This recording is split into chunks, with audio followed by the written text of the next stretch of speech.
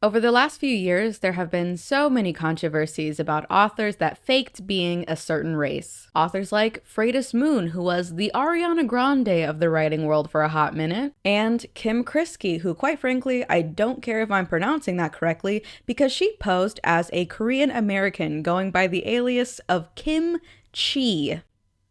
I cannot make that up. Watching these massive scandals unfold in the book industry while simultaneously watching as big brands take down all their DEI initiatives because, hey, that's public enemy number one for some reason, it's an interesting experience for me, I will say. I am a queer woman of color who not only engages in the literary world as a reader and content creator, but also as an aspiring writer. And having white authors find success wearing my identity as a costume while simultaneously having my own merits questioned because of said identity has officially pushed me to my limit, and I cannot stay silent anymore. So without further ado, hello, welcome back. It is a new day, a new sleigh, and a new video where I have something to say. And today we will be talking about the authors who, try as they might to masquerade as people of color, are not like us.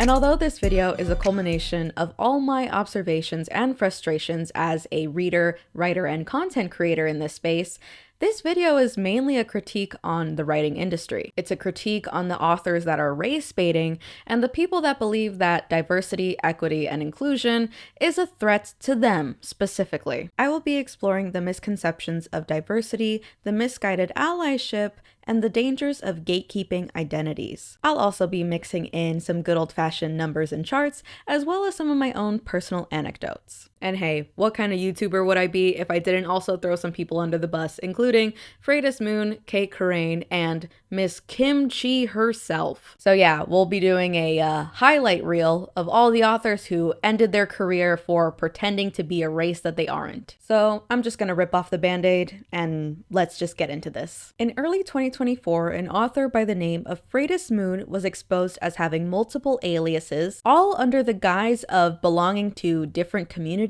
that the actual author did not belong to, including one alias, Jupiter Wise, in which this person claimed that they were QTPOC, that being a queer trans person of color, specifically Latine. Under the alias of Jupiter Wise, Freydis Moon, oh my god, what is with them and f***ing astrology? Oh my god. They took up the whole f***ing solar system with their alias bull. Under the alias of Jupiter Wise, this author participated in a pitch event that was meant exclusively for Latino writers. These pitch events, which normally take place on Twitter, are meant for authors to kind of put a little blurb of what their manuscript is about so they can potentially get set up with agents. And of course, having a race-specific pitch event is meant to help uplift voices that have been systemically oppressed over years and years and years. So by posing as Jupiter Wise and as a Latine author, this person took away opportunities from actual Latino writers. And before anyone says it, because I know people like to start writing comments before actually finishing the segment, yes, there are not race-specific pitch events also. There are pitch events for everything you can possibly think of. There are genre-specific pitch events, along with race, gender, and queer identity-specific pitch events. This person could have participated in any number of other events. They did not need to participate in this one specifically. So why did Freydis Moon / Jupiter Wise participate in this specific pitch event? Well, it is because this author plays into a common misconception, being that if you are a marginalized person, you have more opportunities than white people. They believe wholeheartedly that it is an advantage to identify with a marginalized community. So are there specific opportunities meant for specific demographics? Yes. But then we have to ask ourselves, why? Why is it that there are pitch events that are meant specifically for Latinos? Why are there certain scholarships that are meant only for people that belong to the LGBTQ plus community? Why do we have to carve out these opportunities for for these people specifically? Now, this answer can apply to all walks of life, but we're focusing mainly on publishing. So the truth is that the publishing world is dominated by white authors. So in light of the generational shift and the overall focus on DEI initiatives, there have been more opportunities for diverse people, where now you see agents that are specifically querying for people that belong to certain communities and stories that highlight those communities. An organization that I talk about frequently on this channel is We Need Diverse Books, and one of the programs that they offer is specifically a mentorship for people that are of a diverse background. They also have writing grants specifically to help out diverse authors to finish their books. These are all positive shifts in the publishing world. These are all opportunities that we previously did not have. And while there are more initiatives and more opportunities, we did not solve the racial bias of the literary world. Racism was not eradicated because people of color got more book deals. And yet some authors believe that because of these opportunities that it's not fair. Why should you get these opportunities and not me? Just because you're a person of color, just because you're queer, you're not actually getting these opportunities based on your merit and skill as an author. You're getting it because of your race. And as much as I hate to beat a dead horse, I have to remind everyone that we are not starting at the same point in this race. But I'll go more into the numbers in just a second. Now let's talk about merit and skill. Because what a lot of people that are opposed to DEI will say is that by having these benchmarks, these quotas, our standard of hiring is lowered. Because now you're not focusing on someone's actual qualifications, you're more so focusing on filling a certain number of seats with a certain number of faces. Which, guys, I totally agree with you. I would absolutely hate to see someone take a position of power that they are wholly unqualified to hold over something like connections or their ability to kiss someone's ass. That would really suck. So when we talk about merit and skill in the publishing industry, I think it leads into a greater critique of publishers themselves. Because although skill does play a part into whether or not someone gets a book deal, we have to understand that publishing is a business. Overall, their greatest concern is making profit. The reality is, these companies have been publishing mediocre to downright bad books since the beginning of time. Why, you may ask? Well, because as long as it generates revenue, who actually cares? On this channel, I've critiqued many books that were written by both white and POC authors that I believed were badly written or just an overall poor taste. So it's not a new phenomenon, and it's definitely not a problem with people of color, because there are just so many bad books written by white people. And honestly, given the history that this industry has been dominated by white authors, we might want to cool it with the conversation about quality. I mean, when we just look at the facts of the matter, you have a longer history of bad books than we do. Granted, that's because of racism.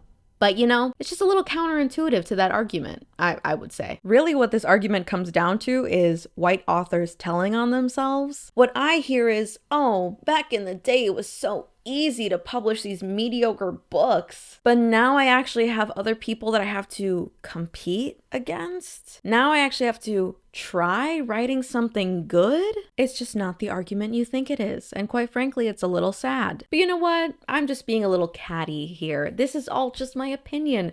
Why don't we actually look at the facts and the evidence? First, let's look at the 2024 Goodreads Choice Awards. So these awards are all voted on from Goodreads users. There are 15 categories, or at least there were 15 categories in 2024, all voted on by Goodreads users. So out of the 15 categories for 2024, only 2 of the winners identified as people of color. So that means roughly 87% of the winners identified as white. But that's not too bad. I mean, 2 people is 2 people. And hey, that's just one website. Why don't we reference something a little bit more reputable? Something like the New York Times bestseller list. So let me do some searching. Let me pull up my statistics, my graphs here, and because surely there are more people of color on these bestseller lists. Surely the sales are reflecting these DEI initiatives, right? Yeah, no question. Almost all the categories are entirely dominated by white people. Just looking at 1 week on the New York Times bestseller list, some of the top categories, including adult nonfiction and fiction, are dominated by the same authors: Rebecca Yarros, Ali Hazelwood, Frida McFadden, and yes, Sarah J. Maas. And just in case there was any doubt, they're all white. Now, I can't judge these women too harshly, except for Sarah J. Maas, because she actually used the tragic death of Breonna Taylor to market her book, and Rebecca Yarros for being a Zionist. But in terms of their actual books, I haven't read them, so I can't really say if they deserve or don't deserve to be on the New York Times bestseller list. But otherwise, yeah. The New York Times bestseller list is lacking some color. Okay, but that's just tracking sales. You know, it's not necessarily their fault that their books are so popular. Okay, I understand your frustration. Don't come at me in the comments. So why don't we look at the publishers instead? You know, the big 5 publishers being Penguin Random House, Macmillan, Simon & Schuster, HarperCollins, and Hachette, all of whom promised to focus more on their DEI initiatives following 2020. It's 5 years later. Surely they have something to show for all their hard work and dedication to diversity, right? Well, in a report from PEN America titled Reading Between the Lines, we get the full breakdown of what all these publishers plan to do, pledged to do, and what they actually did. Most of these publishers made their pledges to DEI initiatives in 2020, following the mainstream attention to the Black Lives Matter movement. Following protests all around the world, the message was clear. We needed diverse voices. We needed change in fields like business, education, and especially in publishing. And after all of these publishers and many brands made so many promises to our communities, PEN America decided to publish their findings. So these big 5 publishers collectively hold about 80% of the overall industry. So needless to say, they are the biggest players in this game. And of the 5 publishers, only 4 of them reported collecting DEI statistics on their authors, and yet only 2 of them, Penguin Random House and Hachette, make those statistics publicly available. Now, all 5 do collect DEI statistics on their employees, but still only 3 of those publishers make that information publicly available. And while focusing on the employees is important, right now I want to talk about the authors. Between the years of 2019 and 2021, Penguin Random House reported 74.9% of their authors identified as white, while 23.5% of their authors identified as bi POC. They also reported that 16% of their authors belonged to the LGBTQ+ community, 8% identified as disabled, and 3% identified as transgender or gender nonconforming. And as an important note, in their most recent DEI report, they're still using the numbers that they collected in 2019 to 2021. And for reference, this report is from 2022 to 2023. So are they still collecting those statistics on their authors, or are they just choosing not to include them? I can't say. Then, in 2021, Hachette reported that out of all their book contracts they signed that year, 34% were with authors that identified as bi POC. Now, they do have more recent reports, but it does require a discernible eye to understand what it is that they're actually saying. In their 2024 DEI reports, they stated, from 2019 to 2023, the percentage of books acquired from bi POC creators new to Hachette has increased by 45%. Wow. That sounds like a lot of new bi POC authors, right? But when you read the whole statement, you realize that that 45% increase still only accounts for a total of 32% of acquisitions coming from bi POC authors. And those are only the new authors that are signing with them. That doesn't even account the total of all the authors that are signed under Hachette. And I, for one, would be interested to know what the total number looks like. All these numbers gathered from the publishers, from Goodreads, and the New York Times bestseller list would all suggest that white people still hold the majority in this industry. And while we are making more strides towards diversity, equity, and inclusion, the number of POC authors does not come anywhere near the number of white authors in this industry. So if there's nothing to suggest that having a marginalized identity is an advantage in this industry, then why do white authors think it is? Why do they fake their identities in order to gain success? Well, the answer is quite simple. They're insecure. At the beginning of this section, I mentioned Freydis Moon, and I think it would also be a good time to mention that this person managed to get 4 different literary agents, all under different aliases with different manuscripts. This person not only had agents, but was also set up for book box deals. So for all intents and purposes, they were set up for commercial success, which would suggest that this person was not only a skilled writer, but had people that were genuinely interested in their books, that had people that believed in them. It was a similar situation with Cait Corrain. Yeah, I didn't forget about her. She was also slated for major success, signing with one of the big 5 publishers, getting an Illumicrate book deal, and yet, in spite of her success, she said this under Molly X. Chong's book, To Gaze Upon Wicked Gods. I can't believe Del Rey spent $500,000 on this when they could have spent $500,000 on anything else. Sorry, not sorry. Now, these 2 people, Cait Corrain and Freydis Moon, exemplify an extreme. Feeling insecure is really normal when you're doing something as vulnerable as putting your own work out into the world for people to judge. And who better to understand this feeling of insecurity than people of color? We are the prime victims of imposter syndrome. And the reason that POC authors and arguably other white authors don't go around faking identities and tearing down their colleagues is because, plain and simple, they're not racist. I don't care if anyone disagrees with me or thinks that this is being extreme. I'm not going to sugarcoat it. Freydis Moon and Cait Corrain are racist. I'm not even saying it as an insult. It's just a fact of the matter. You don't do the things that they did if you don't believe somewhere deep down that POCs are taking your opportunities away. Faking being a certain race or specifically targeting people of a certain race stems from feelings of entitlement. And that entitlement stems from racism. Plain and simple. Now again, this is a really extreme and sinister example. I would never say that every white person is someone like Cait Corrain or Freydis Moon. Of course, what they did is the exception. It's not the rule, and I would never generalize what they did onto an entire group of people. So while that is an extreme, I think we should talk about the more common middle ground, and one that is still incredibly dangerous to people of color, and that is the misguided ally. On this topic, we have to talk about Rebecca Yarros. Now, while she was on her book tour and promoting Onyx Storm, Rebecca Yarros was also talking about her upcoming TV adaptation for her book, Fourth Wing. And while she was talking about the casting for this TV adaptation, she was sure to note that whatever actor played the main love interest, Xaden Ryerson, is, quote, definitely not white. And everyone stood up and clapped, and MLK rose from the grave to give her a pat on the back, and she was given a Nobel Peace Prize for ending racism.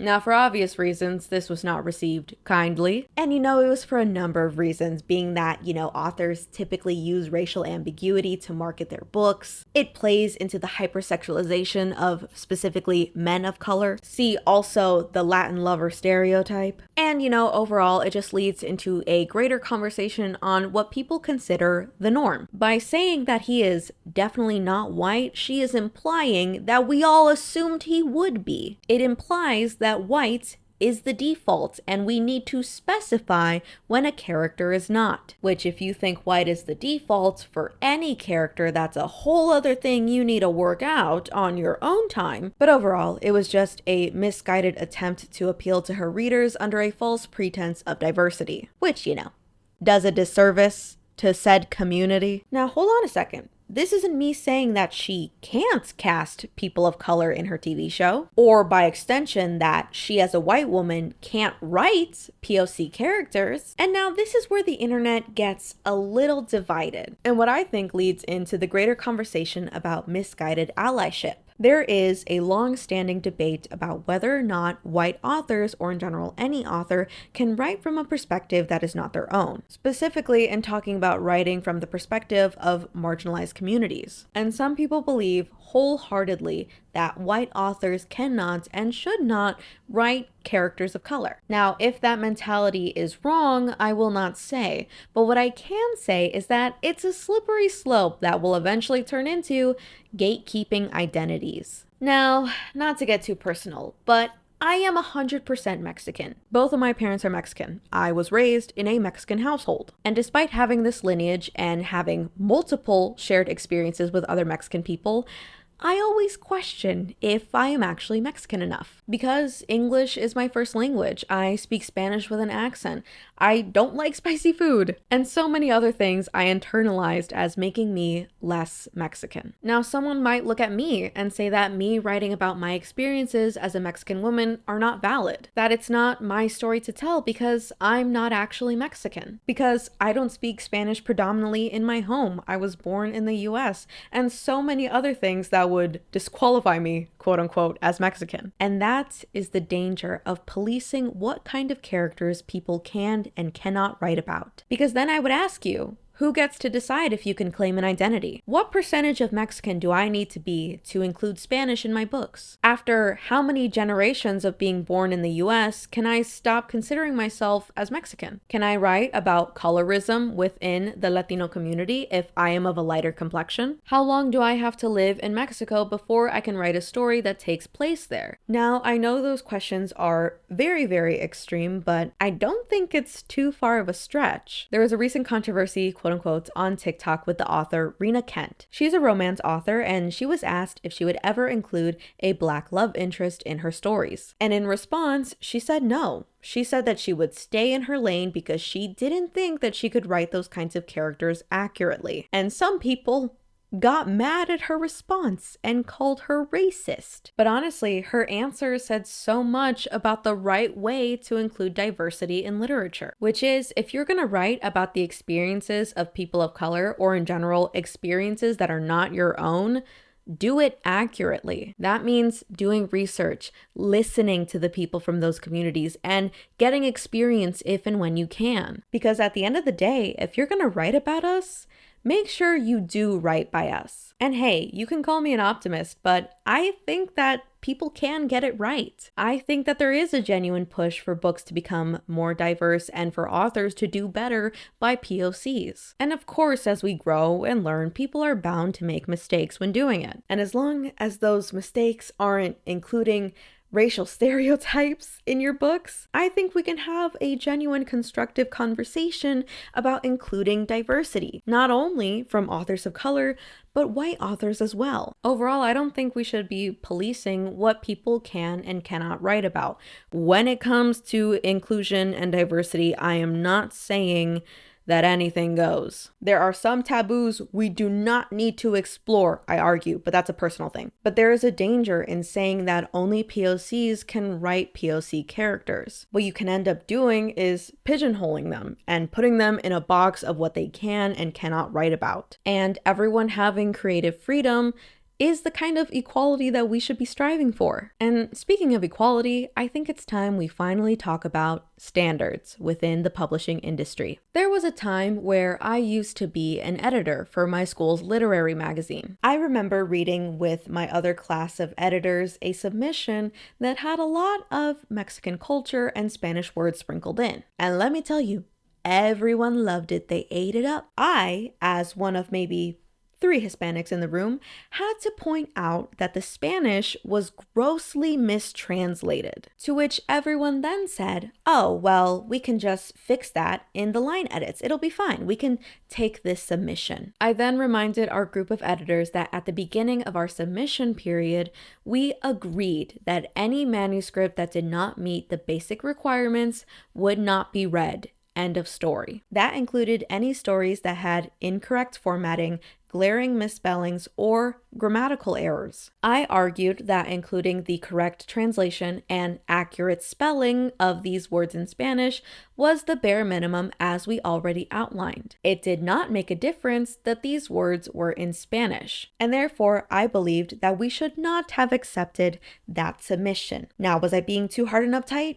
Maybe. Rest assured, I was not the only deciding factor in that room, and I cannot even remember if we actually took the submission. It's like a 50-50, but I didn't have the final say. Now, I tell this story because I think sometimes in an effort to be an ally to POCs and other marginalized communities, sometimes these authors are not questioned about what it is they're actually writing about. Now, before I go any further, I am in no way feeding into the narrative that by including diverse voices, we are lowering the standards of the literary world and that diversity hires are lowering the quality of the publishing industry. I am not saying that in any way. As I already said, people have been and will continue to publish mediocre books for the rest of time. What I am highlighting in this section in that in an effort to include diverse voices, people assume that authors from marginalized communities cannot also be racist,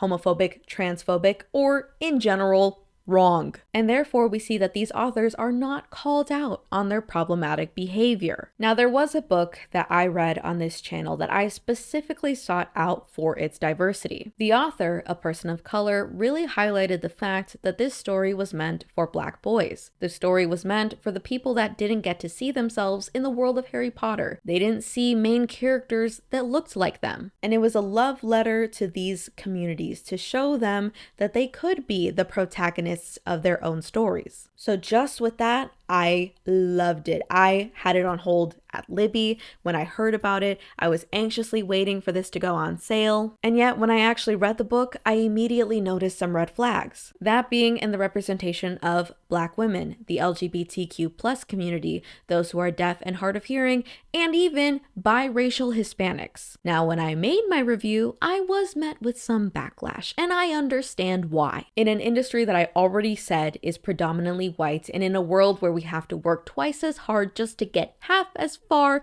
it feels like I'm punching down. Giving that book a bad review feels counterintuitive to my overall goal as an individual and as a content creator to highlight more diverse books. So I understand why people were frustrated with me, and I understand why people didn't agree with what I had to say. But to achieve true equity, we have to understand that sometimes we, as people of color, get it wrong. Someone who is marginalized is not absolved of their own wrongdoing. I mean, Cait Corrain identified with the LGBTQ plus community, but that didn't stop her from being racist. The main actress for the movie Emilia Perez is a trans woman herself, and yet she was incredibly racist and Islamophobic. And I can tell you, as a Mexican woman myself, colorism and misogyny is such a huge issue in the Latino community. So I bring all this up to say that we need to be comfortable calling authors out, regardless of their background, regardless of their identity, when they do something wrong. Giving a 1-star review to an author of color is not racist. Granted that you didn't give it that rating because of the race. That's an important distinction. But I know that people are reluctant to give those kinds of reviews, to say that they didn't like a book that was written by a POC. And it comes from the best of intentions. They want to uplift these communities as much as they can, because we have been underrepresented, because we are not granted the same luxuries and opportunities as our white counterparts. But it is a disservice, especially when those authors are getting it wrong, when these authors are disrespecting people of other marginalized communities, which leads into my final section of this video, which is the solution. All these issues, my frustrations, what can we actually do about it? Well, really, the solution lies in understanding what DEI is actually about. DEI initiatives are meant to address the inequality and injustice facing our communities. Just one small way to right the wrongs of the past. So, to the white authors that are feeling nervous about their prospects in the publishing industry, guess what? Traditional publishing is cutthroat. Getting a book deal is just about impossible for everyone, let alone people of color. What you do is you find community. Writers are struggling everywhere around you. Struggle together. Find friends that'll lift you up. Participate in pitch events, the ones that apply to you, of course. So if you think the reason you're not getting a book deal has anything to do with people of color and not, I don't know, the pre-existing issues within the publishing industry and biases based on marketability, then you're probably racist. But I am happy to report that that is something you can fix. So delete that fake Goodreads account. Don't change your name to Kim Chi. And for the love of God, keep your emoji colors the same as your skin. Use the yellow default if you must. And maybe check out some books on how to dismantle your racist biases. But you can look that up on your own time. You're not going to take recommendations from me and put that responsibility on me as a woman of color, right? Right, that's what I thought. Overall, it's normal to feel insecure and nervous and even envious of the people around you, especially when it feels like everyone is getting book deals and you're not. Because being an author is hard. There is no denying that. Sharing your writing is one of the most vulnerable things you can do. You are literally, at least for me, sharing a piece of yourself with the world. But don't destroy your career before it even starts. Don't let your own insecurities rule your life. And don't let your insecurities force you to hurt others, especially when they're in the same boat as you. As for the other end of the spectrum, it's okay to criticize people of color. Granted, again, that you don't make those critiques based on that person's identity. That's very important. It's okay to not like someone's book. It's okay to call them out when they do something wrong. It's okay for you to write characters that don't share your identity as long as you're doing them justice. Be sure to handle it with care and do your research, which honestly isn't even a big ask, because I feel like if you ask any author, they will tell you that writing a book already comes with its own research. No matter what kind of book you write, you have to look up something, even if it's something absurd, like how realistically tall a cave entrance needs to be if, let's say, a handsome centaur man, I don't know, were to walk through it. And of course, we need to be reading diverse books. That goes without saying. Unfortunately, we live in a world where the government has decided that our 30% hold in the industry is too much, and quite frankly, undeserved. As a greater book community, we need to show them that diverse voices deserve to be heard, and more importantly, that we want to hear from them. And to the Freydis Moons, Cait Corrains, and Kim Criscis of the world, no, you're not like us.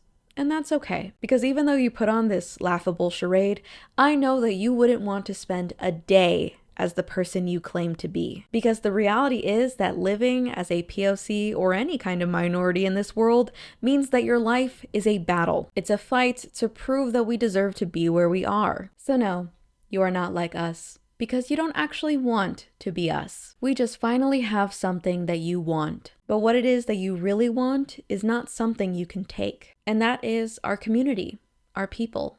The things that connect us across generations that, even though we can't trace, are not forgotten. You are not like us.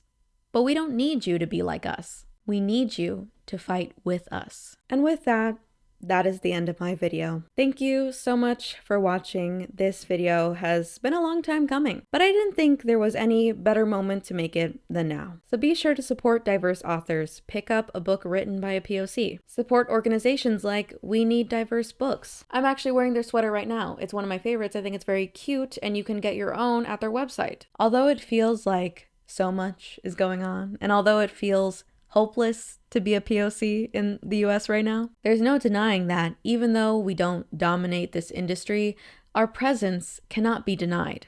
Our influence cannot be denied. And by all means, we're not going anywhere. Someone once said to me, "This too shall pass." And I'm going to just point out my little sticker right here, which if you can't see it, says "Reading is resistance." And that is what I will leave you with in this video. I would love to hear everyone's thoughts in the comments below. I know I kind of laid a heavy one on you with this video, but I am open for a conversation and I can't wait to hear what you all think. If I made you uncomfortable, that was kind of the point. But I hope we can have a constructive conversation about the issues that face the publishing industry and, more importantly, how we can change it. Because these publishers made their cute little statements in 2020, but it's our job to make sure that they hold true to that. That the push for diversity and the need for diversity in the industry is still top of mind, because I know we haven't forgotten about it. So as our allies in this world, please be sure that you don't forget as well. But for now, that's all I have to say. I'm tired, and this video was a little bit draining for me, but I feel like I said what I needed to say. So thank you for watching. Thank you to Kendrick Lamar for inspiring the title of this video. And yeah, I guess I'll see you in the next one. Yeah, I think that just about sums it all up. So thank you.